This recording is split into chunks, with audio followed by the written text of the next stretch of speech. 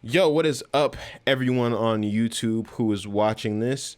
I'm going to be covering the drop of my Pins and Needles remix.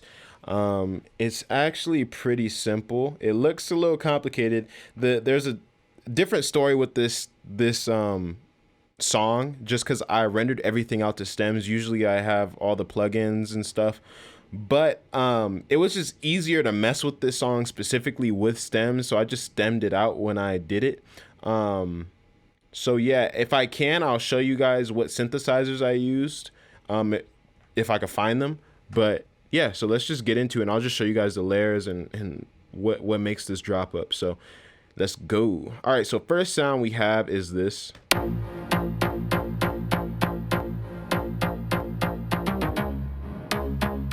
So this is just a sound from Phase Plant, which you can find right here. Boom. It's just a preset. It's high rise, it's in Plux, and it's called high rise. And that's that sound. Here, I can play it for you. So that's the sound right there. How I got it to sound like this is I just have a transient shaper on it, which is doing all the work. It's pretty much acting as a compressor. I have the attack just turned all the way up. I have the pump turned up a lot, which is essentially compressing it. And then I have the sustain turned up, which is acting almost as an expander towards the end of the sample. You guys can see what it's doing with this little wave here. So if I took the transient shaper off, this is what the bass sounds like. If I put it back on. So it just allows this bass to pop through the mix a lot more than what it is. So that's why that's there. Then I have it high passed at about 68 hertz just to help with the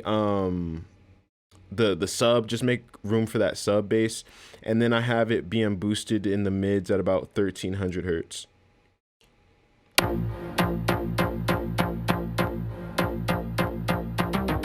And that's pretty much it for that bass.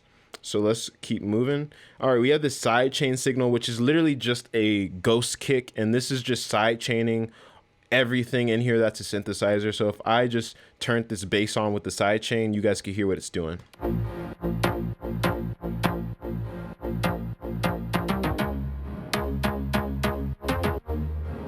And if you guys want to know how I sidechain, I actually have a tutorial for that that's on my channel. It's a few years old, like I was a bit younger when I made it, but it's still just as valid of a tutorial because I still use the same method. It should be on my channel in Tutorial Tuesdays, and it's how to sidechain on FL Studio, and I use Fruity Limiter to sidechain my stuff. So yeah. All right, so next thing. So we got this this cymbal, and what happens is it's hitting here, I'll play the kick with it.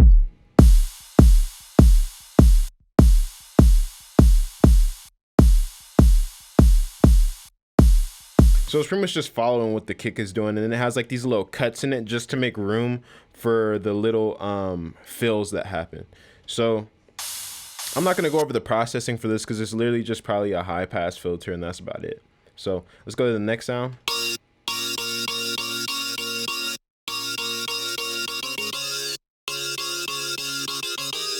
So I know exactly where this is from. I mean, it says it right here, but it's from Serum. This is a preset I made a few years ago. I actually feel like I did. I watched a YouTube video to create this preset. I don't know what the guy's name was, but that's where I learned how to make this preset. And yeah, I've been using it for years. Like I use this exact sound in Zodiac for that little lead that happens. Like Zodiac, not the album, but the song Zodiac. Let me see where it is. Here it is right here. So this is the sound right here. Xan vocoder chords, that's what I called it. And so you got to get the ooh, ya, ooh wavetable right here. And I don't know what this is. Yeah, I don't know. But as far as what's happening here, it looks like I have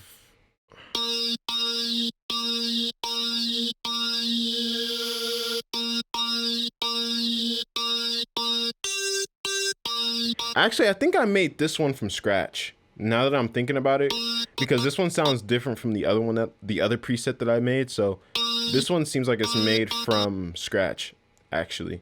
I can't really explain to you what's going on. It looks like this LFO is messing with the weight, I think that's what's called the weight position, and the weight position on here. It's also messing with the formant right here and the cutoff,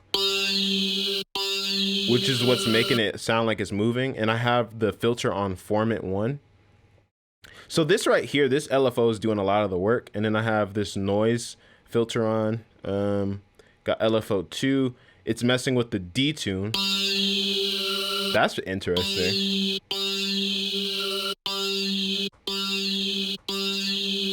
Yeah, okay, I can see what it's doing. So it's messing with that, and then I have this this LFO messing with the formant. So I have two different LFOs messing with the formant, which is interesting. I wonder how that, I don't know. I did that, I guess, for whatever reason. Hey, it sounds the way it does, so I guess it's necessary. So as far as FX I did on here, all I did was add a compressor, a multi-band compressor. And that's it, to make that sound. As far as processing on it, it looks like there's not much. So it's just a sound goodizer, which is turned up quite a bit. And then we got a fruity parametric EQ, which is just boosting a bit at about 5,000 hertz and then high passing at about 158 hertz. And that's how you get that sound.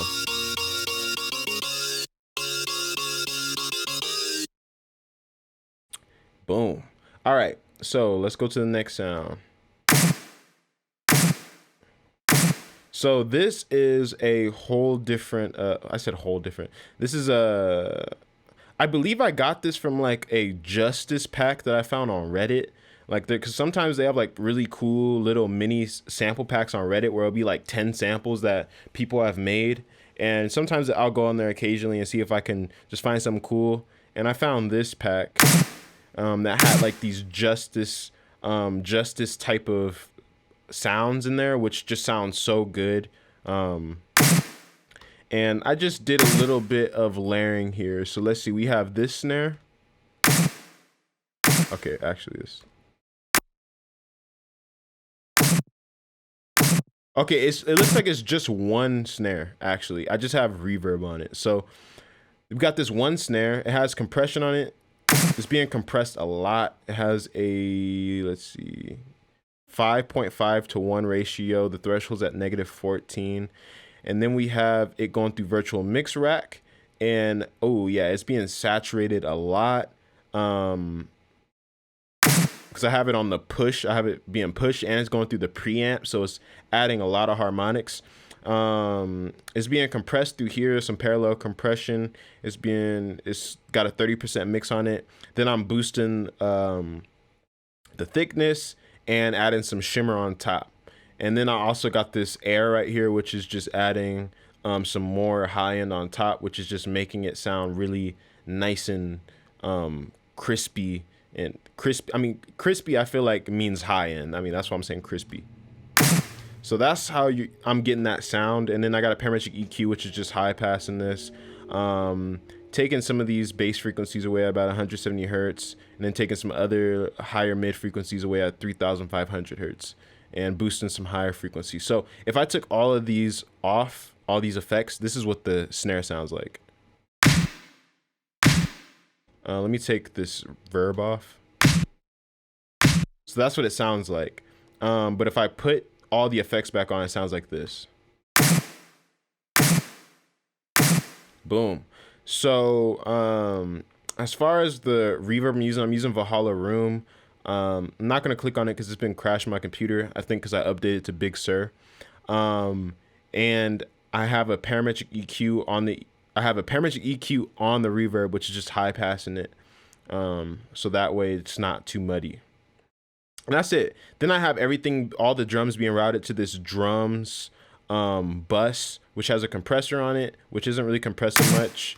It's just there. So then when all the drums are in there, it's gonna probably hit 0.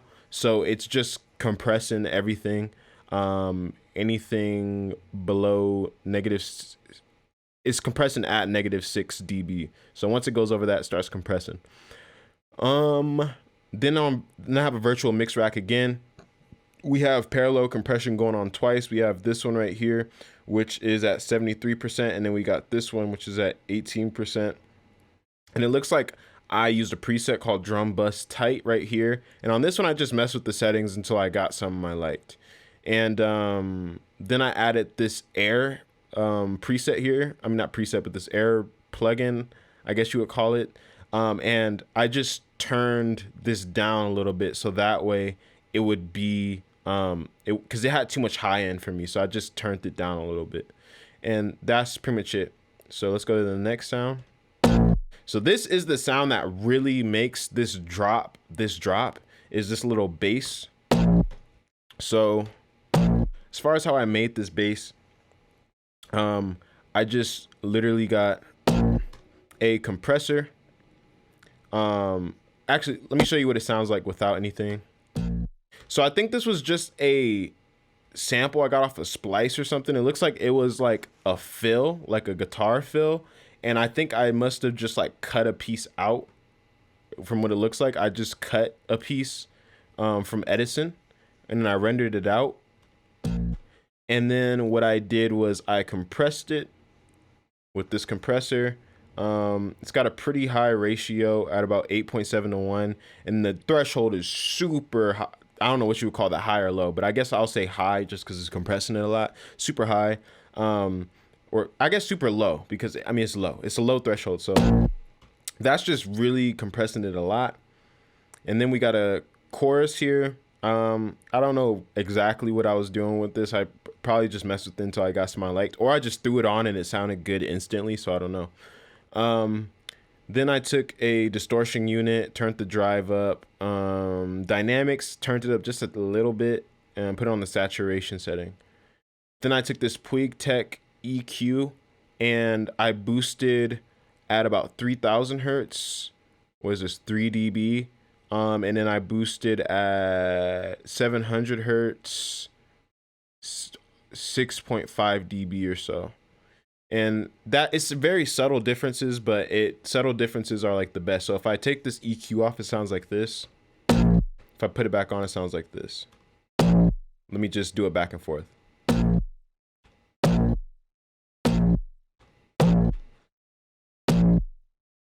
So I think you can maybe hear that, but I know I can. But it's very subtle, but it makes a big difference in the context of the mix.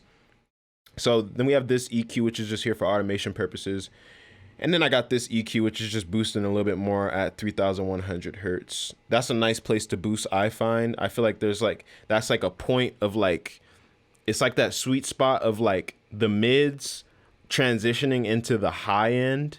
So when you boost that point, it's like giving you some body, but it's also giving you presence at the same time, if that makes sense to you. So I like to boost there, especially in vocals, because it just allows a sound to cut through the mix when you boost around that 3000 hertz range. So that's why I'm boosting right there. Yeah, so let's go to the next sound.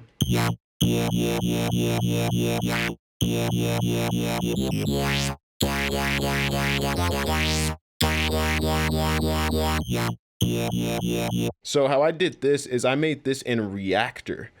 I totally forgot about this plugin until I opened up this. Like now, since I opened up this project file, I'm like, yo, I need to use this plugin again because this is like such an underrated plugin. Like maybe a lot of people use it and maybe I'm just out of the loop, but this plugin is amazing. Here, let me find it. It's free too. Like that's why it's so amazing. This is a free plugin. Like, oh,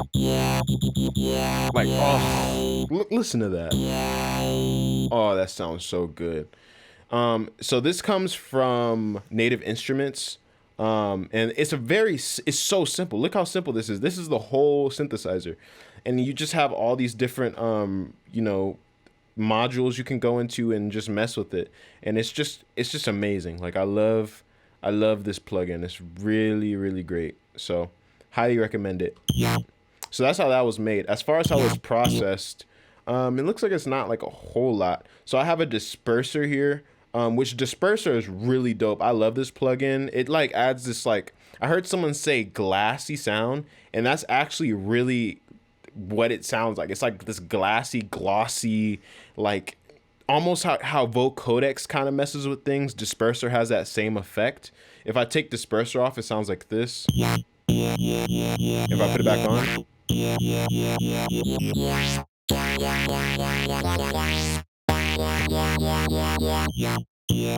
so it's super nice. I love disperser.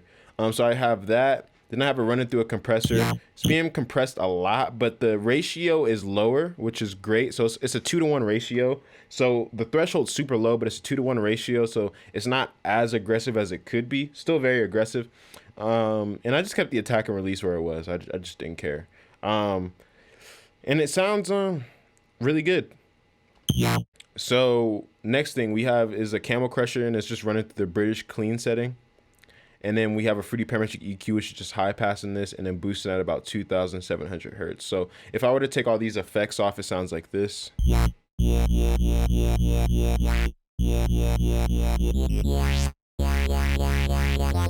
So actually, I mean, the Reactor still sounds really good, but it doesn't sound as good as I thought it sounded because I did all this processing. But with processing, it sounds like this. Just so nice. So that's how this sound was made. So on to the next thing. So then we got this sub bass, which was made in Serum. Let's see. So this was made in Serum. It's got a compressor, distortion, and a filter on it. I mean, yeah, I really don't. I kind of just don't want to explain this because it's a sub bass. So I mean, you could use any sub and it's gonna sound good.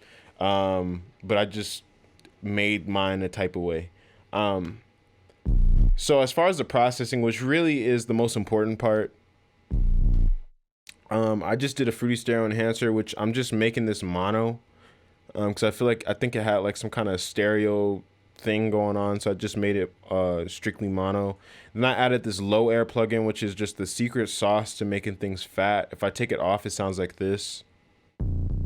If I put it back on, if I take it off, if I put it back on, that's a clear difference. Like if you're wearing headphones, you can hear that. There's no like, I think I can hear it. No, you can hear that. So that's an amazing plugin, low air. Love that. It's like, this is one of those plugins I use in every single one of my projects. So people always talk about the low end in my songs.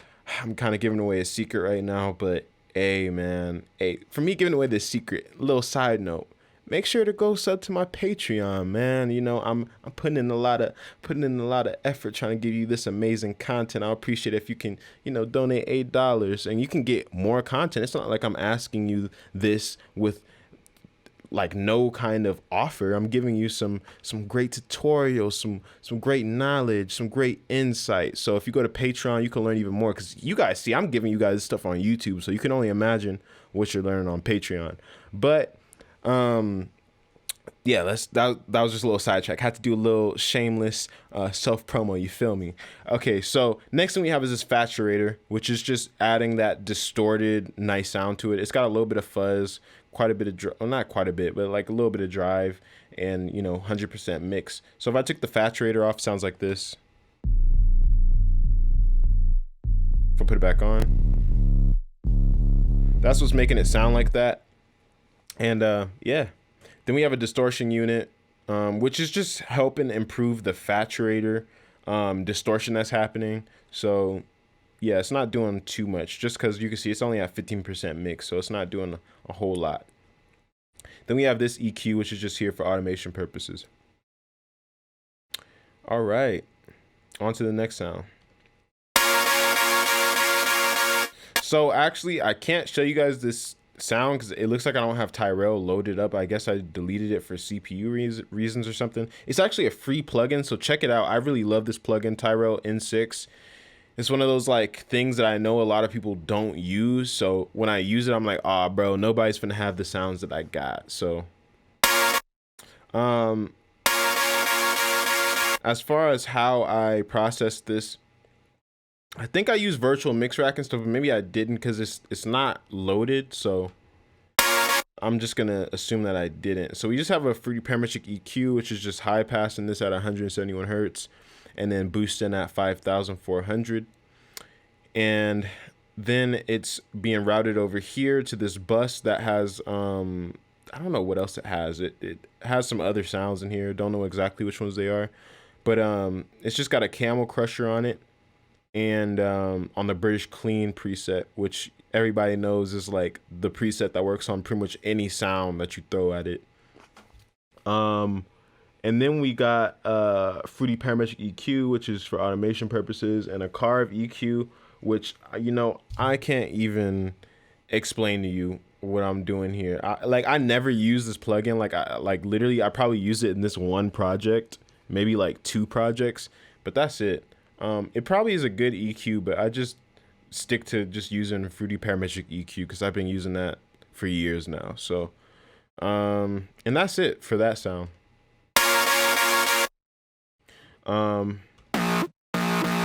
Next we got this sound, which is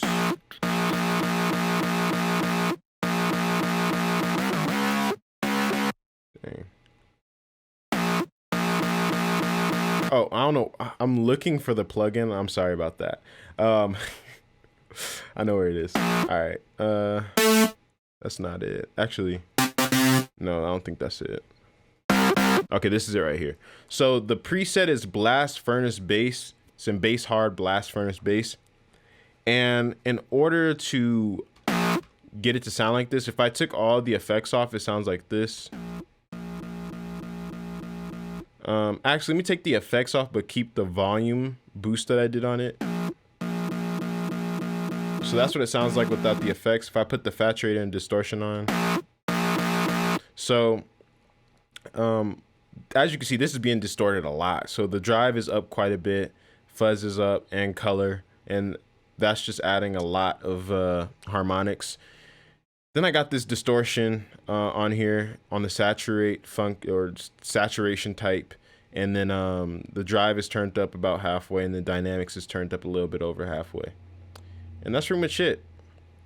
These fruity balances are here just to add more gain to the song, and then I have it high pass just to make room for that sub bass.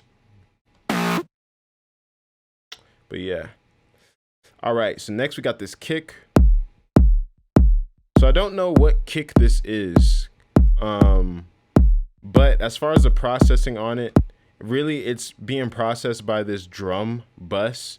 As far as the EQ, I'm just high passing it a little bit because it just had way too much low end. Like if I took this off, it's too much. So I just took some of that low end away. And that's pretty much it for that kick. So next thing we got is this cymbal, and I'm not even gonna like go into how I processed it. It's just a cymbal. Like literally it's probably just compressed, and then I have it high pass filtered, and that's it. So then we have these like effects, which literally is just this over and over again, and the reverses, like. But yeah, that's literally this whole part of the drop.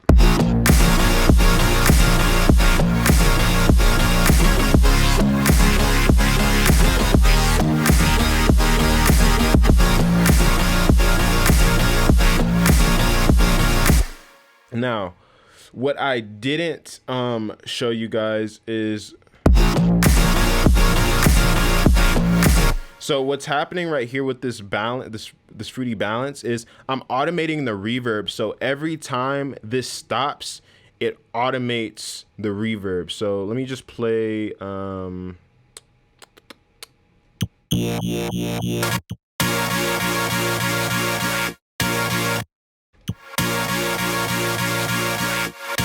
So I have this reverb bus right here, and I have the Tyrell routed to the reverb bus.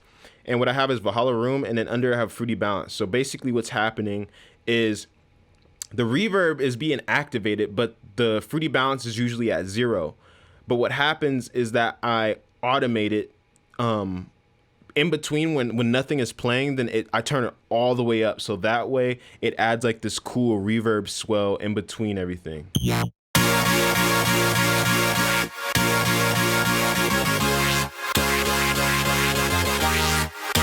So that's how you create that effect. It's like this like sucking effect that happens. Oh man. All right, so let's go into the second part of this drop because a few more things happen, it looks like. So we got this. Okay, this is just a vocal delay throw, it looks like, from the vocal. And I think I just got this from the stems that they sent me, so I didn't really do anything to this. So let's go over here.